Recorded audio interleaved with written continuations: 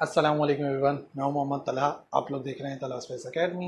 Vectors के बारे में ऑलरेडी हम लोग जान चुके हैं कि वेक्टर्स जो है वो स्केलर्स से काफ़ी ज़्यादा डिफरेंट हैं। और लास्ट लेक्चर में हमने ये भी देखा था कि वेक्टर्स को स्केलर्स की तरह से हम ऐड नहीं कर सकते, बल्कि वेक्टर्स को ऐड करने का एक डिफरेंट तरीक़ेकार है जो कि हेड टू टेल रूल है। लास्ट लेक्चर में हमने कवर भी किया था। और आज जो बेसिक टॉपिक हम लोग कवर करने वाले हैं वो ये है कि वेक्टर्स को ऐड करना तो आ गया, अब क्या वेक्टर को उसके पार्ट्स में हम रिजॉल्व कर सकते हैं, स्प्लिट कर सकते हैं, तोड़ सकते हैं। तो यस, हम ऐसा कर सकते हैं और इस प्रोसेस को कहते हैं रेजोल्यूशन ऑफ वेक्टर। और आज का जो हमारा टॉपिक है वो रेजोल्यूशन ऑफ वेक्टर के हवाले से ही है।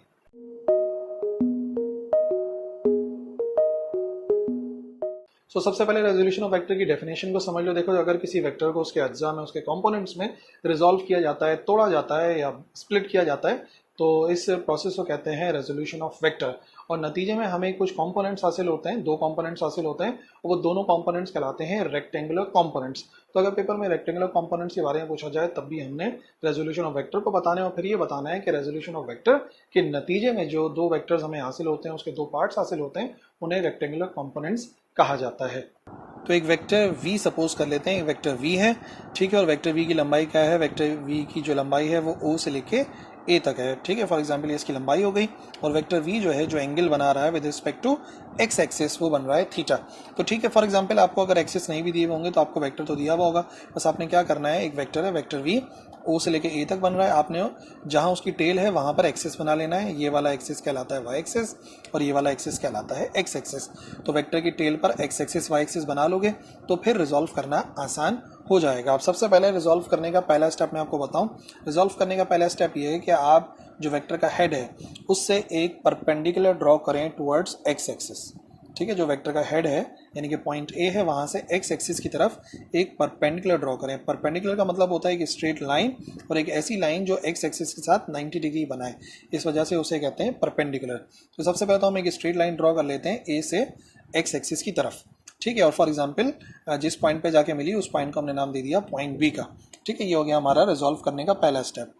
को किसी भी एंगल में हो, किसी भी डायरेक्शन के अंदर हो वेक्टर, बस आप क्या करें, उसके हेड से एक्स एक्सिस की तरफ एक स्ट्रेट लाइन, एक परपेंडिकुलर ड्रॉ करें। और परपेंडिकुलर की खास बात यह है कि उसका एंगल एक्स एक्सिस के साथ बनेगा 90 डिग्री।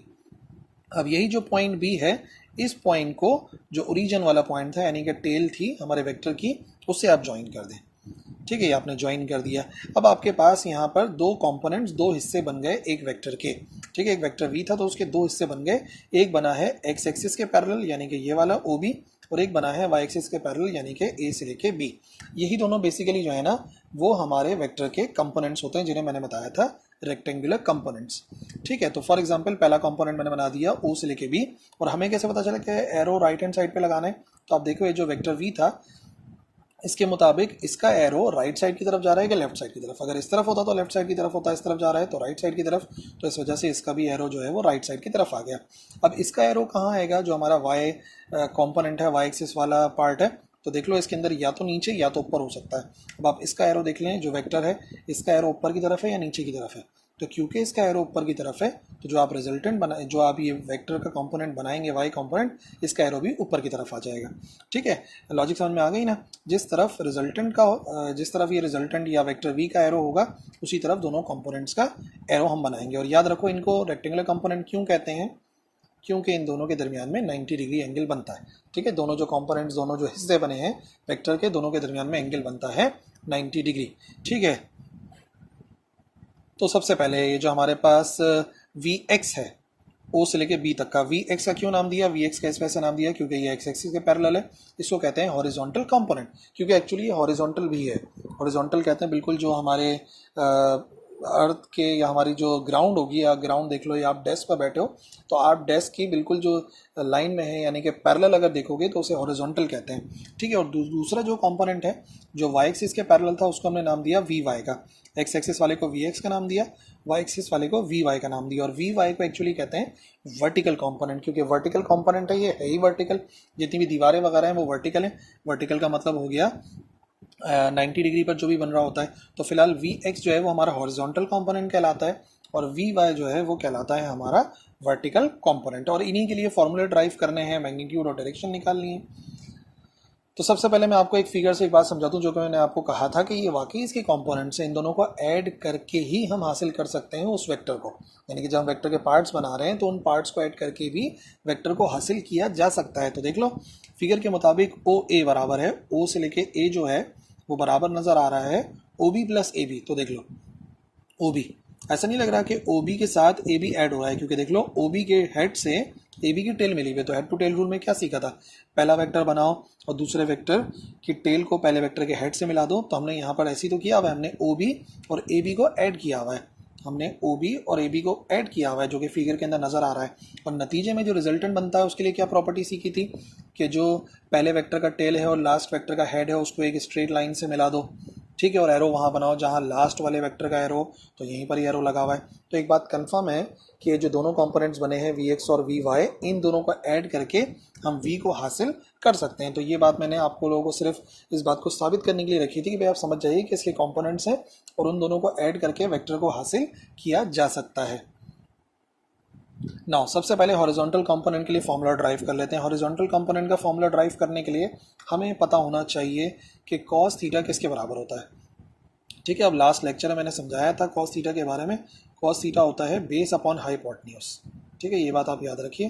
कॉस थीटा किसके बराबर है, कॉस थीटा बराबर है बेस अपॉन हाइपोटेन्यूज। हाइपोटेन्यूज कौन सी साइड होती है, हाइपोटेन्यूज होती है 90 डिग्री के, ये है 90 डिग्री, 90 डिग्री के सामने वाली होती है हाइपोटेन्यूज। तो फिलहाल हमारे लिहाज से जो हाइपोटेन्यूज है वो वी है या ओ से लेके ए है। और बेस क्या हो गई, परपेंडिकुलर, देखो थीटा के सामने वाली परपेंडिकुलर, तो इसका मतलब ये वाली साइड हो गई परपेंडिकुलर, और जो बच गई वो है बेस, यानी कि जो वी एक्स है या ओ से लेके बी है वो एक्चुअली जाहिर करेगा बेस को।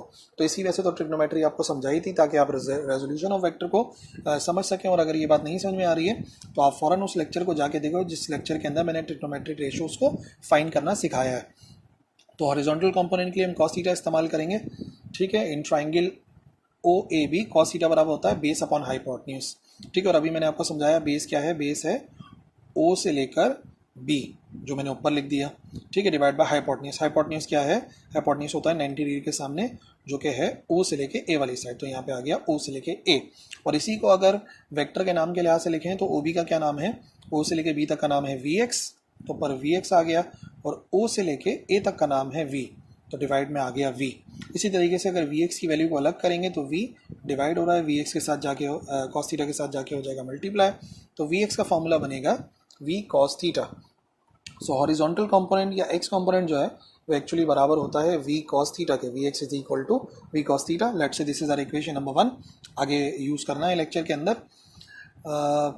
वर्टिकल कंपोनेंट निकालते हैं। वर्टिकल कंपोनेंट के लिए इस्तेमाल करेंगे साइन थीटा।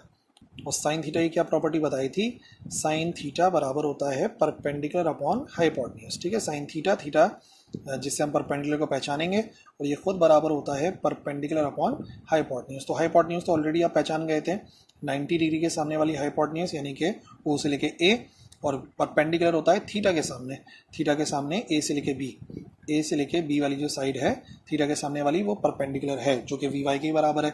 तो ठीक है, ट्राइंगल ओ ए बी से फाइंड कर लेते हैं। साइन थीटा हो जाएगा परपेंडिकुलर अपॉन हाइपोटेन्यूज, थीटा के सामने वाली परपेंडिकुलर होती है, तो पर आ गया ए बी, और हाइपोटेन्यूज तो वही है ओ से लेके ए, 90 डिग्री के सामने वाली साइड, ये वाली साइड।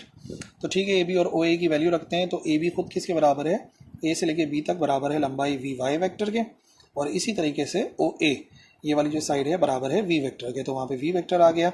और फिर वी वाई की वैल्यू निकालनी है तो वी दूसरी तरफ जाके मल्टीप्लाई होगा साइन थीटा के साथ, तो वी वाई का आंसर आ जाएगा वी साइन थीटा। जैसे उसका आंसर वी कॉस थीटा आया है, इसका आंसर आ जाएगा वी साइन थीटा। ठीक है, अब हमने कंपोनेंट्स निकालना सीख लिया। अब इन कंपोनेंट्स की मदद से वेक्टर वी का मैग्नीट्यूड निकालना और डायरेक्शन निकालना सीख लेते हैं। इक्वेशन 1 याद रखो वी कॉस थीटा है, और इक्वेशन 2 है V sine theta.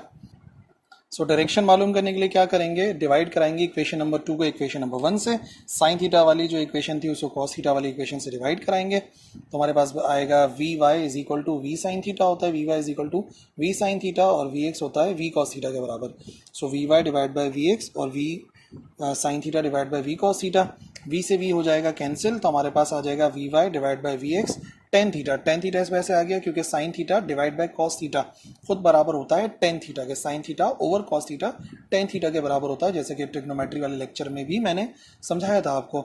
So V Y divide by V x is equal to tan theta, और क्योंकि मुझे वैल्यू चाहिए थीटा की तो हमें टेन इनवर्स लेना होगा, और टेन इनवर्स लेंगे तो आंसर आ जाएगा tan inverse V Y divide by V x. तो कभी भी अगर एंगल मालूम करना होता है वेक्टर्स के कंपोनेंट से वेक्टर का एंगल मालूम करना होता है तो उसके लिए हम यही फॉर्मूला इस्तेमाल करते हैं, theta is equal to tan inverse V y over V x. So that's it. I hope अब आपको जो है वो कोई परेशानी नहीं होगी वेक्टर्स को रिजॉल्व करने में, उससे मैग्नीट्यूड फाइंड करने में, और उससे वेक्टर की डायरेक्शन को फाइंड करने में। और अगर कोई कंफ्यूजन रह गई है तो लिख दो कमेंट सेक्शन के अंदर, मैं इंशाल्लाह रिप्लाई करूंगा। इस लेक्चर के लिए इतना ही है, अगले लेक्चर मिलेंगे। अल्लाह हाफिज़।